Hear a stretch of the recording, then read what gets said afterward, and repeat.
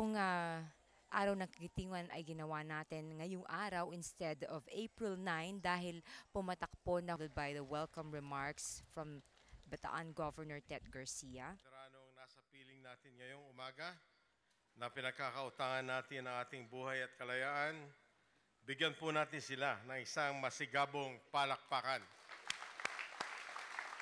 Magnificent generation. Take the case of Her Excellency President Arroyo. We need to give life once more to their patriotism, their spirit of selflessness, which moved them to rise as one. We need to in defense of freedom and democracy, given the 7th day of April 2009 at Mount Samat, Bataan, Republic of the Philippines. Signed, Christy A. Kenny, Ambassador, United States Embassy, Manila.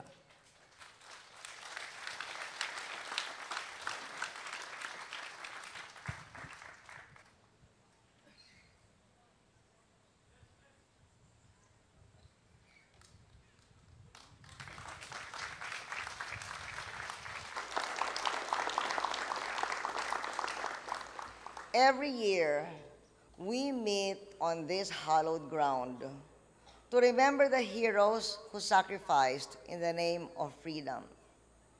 The battlefields of the Second World War tested the character of this nation. Bataan was a mute witness to the gallantry of our men.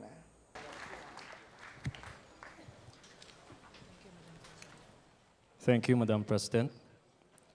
May we request everyone to remain. And Falls and Holy Week, she said we celebrate the light of freedom given us by the Filipino veterans. She thanked the veterans for the inspiration to stand strong in the face of the darkest hours.